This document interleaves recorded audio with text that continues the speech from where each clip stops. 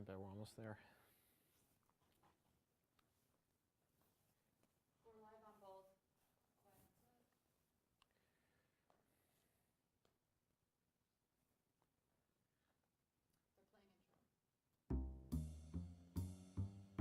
intro.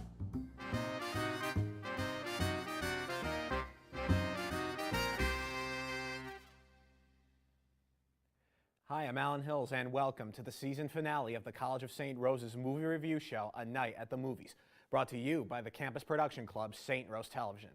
While this might not be the end of the show for future SRTV seasons, this is my last time hosting A Night at the Movies, which is why I decided to make this episode a deluxe live broadcast, twice the length of a typical episode.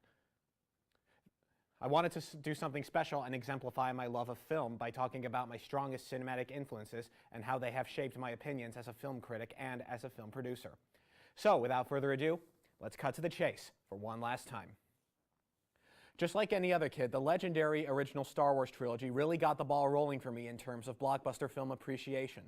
Aside from the amazing acting and masterful direction that these films contained, they also helped me to appreciate how valuable live action films with little CGI can be.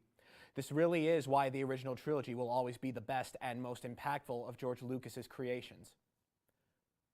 Some of my other earliest film viewing experiences were with various animated Disney films. While I've seen too many of them to even count, the first two Toy Story films were among my most viewed preferences, especially when it came to Pixar. Never had I appreciated Pixar films so much until 2004's The Incredibles, 2007's Ratatouille, and 2018's Incredibles 2. I absolutely loved the Toy Story films for the animation of the toys and the enjoyably understandable humor that came with them. Even 2010's Toy Story 3 lived up to the same old Toy Story glory, and hopefully Toy Story 4 will as well this summer. Despite my love of Toy Story, one animated Disney film in particular had the strongest effect on me, 1994's The Lion King, which will be having its 25th anniversary this June. Whenever I think Disney, I think The Lion King. Whenever I'm driving home and there's an orange sunset, I just want to start cranking the film's amazing soundtrack. Plus, The Lion King's performances, direction, and art design have to be some of the most artistically effective achievements in Disney's history. The legacy has strongly lasted to this day. So while Disney has definitely paved the way for my appreciation of animated films, it has also paved the way for my appreciation of live action films, especially in the Christmas genre. This was before Home Alone, way before Elf, and way before being introduced to the magic of Hallmark Channel Christmas films through 2006's The Christmas Card and 2017's The Christmas Train. The one live-action Disney film I watched the most was 1994's The Santa Claus, starring the incomparable Tim Allen, whose work I had already admired in Toy Story. Even though I would continue to enjoy the future installments of the Santa Claus films, the first film is still the most special to me because of its relatable comedy and appealing direction that only a 90s film could have. Such is the case for another live-action Disney film that would lay the foundation for my appreciation of inspiring sports films. This film is 1994's Angels in the Outfield, which provides an inspiring story of faith from all of its incredible stars, thanks to its beautiful direction and uplifting musical score. The humor and positivity of Angels in the Outfield's message is something I still cherish. My love of film definitely matured when I was introduced to the franchise that would define the 2000s and some of the 2010s, the Harry Potter films. For exactly 10 wonderful years, Warner Brothers produced 8 amazing films based on the legendary fictional wizard created by J.K. Rowling. While I prefer Chamber of Secrets and Deathly Hallows Part 2 above all others, each Harry Potter film offers thrilling stories and very majestic spectacles. Overall, Harry Potter has truly defined the ways I view films. However, Harry Potter was not the only triumph of that era for Warner Brothers. Christopher Nolan's Dark Knight trilogy offered the most epic reinvention of Batman I'd ever seen. Its creative aspects completely blew me away, none more so than the defining masterpiece of the trilogy, 2008's The Dark Knight. Heath Ledger's psychotic arch-criminal interpretation of the Joker was something that completely amazed me, along with the big city crime theme that the film offered. Even to this day, The Dark Knight is still an unbeatable film. Going back to my early childhood, it didn't just start with Harry Potter. 2002's Spider-Man, the first Spider-Man movie ever, completely changed my world. This was truly the first grown-up movie that I had watched minute for minute, and it was amazing for me. Even though the whole Spider-Man versus Green Goblin aspect was the main highlight for me as a boy, the movie had a story powerful enough to match its direction.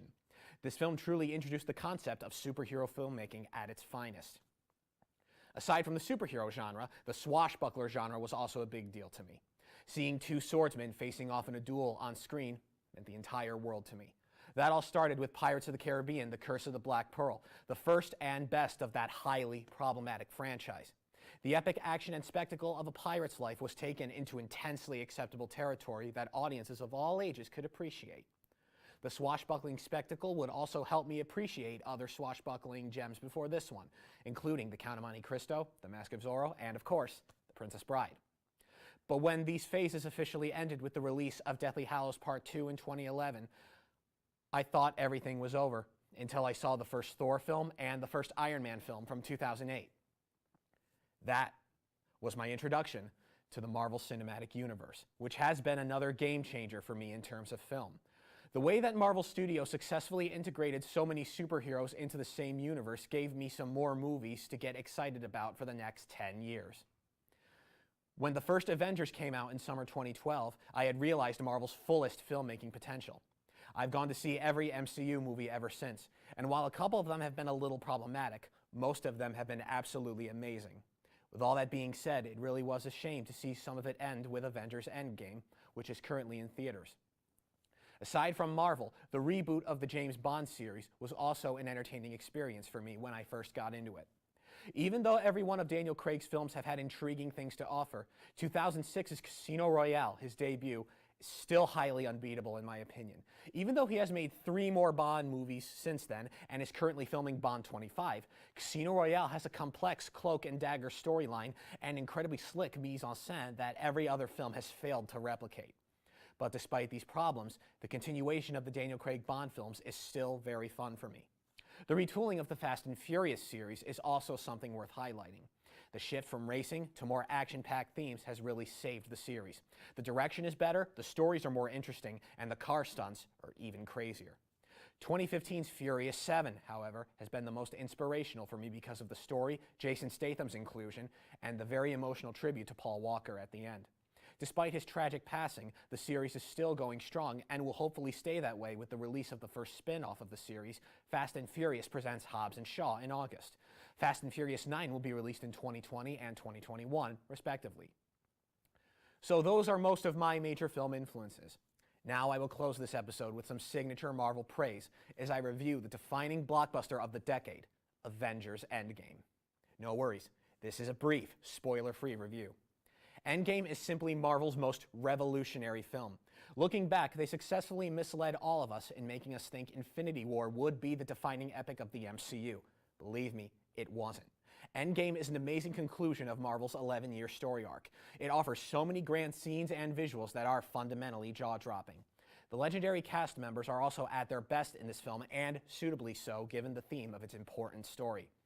And that's pretty much all I can say about Endgame, so get out and see it. Witness the amazement that billions of people already have. And when you do, don't spoil it for others. And unfortunately, that's all the time we have. I would like to thank the amazing crew of SRTV for their amazing help and friendship throughout the process of making this show. Production is not always easy, but their assistance has made it so much fun. And for everyone who's been following the show for the past year, thank you all for watching. I will be forever grateful for the opportunity of sharing my love of film with all of you. We've now reached a moment where a curtain closes and a journey concludes. I'm Alan Hills, and this has been A Night at the Movies. So long, everyone.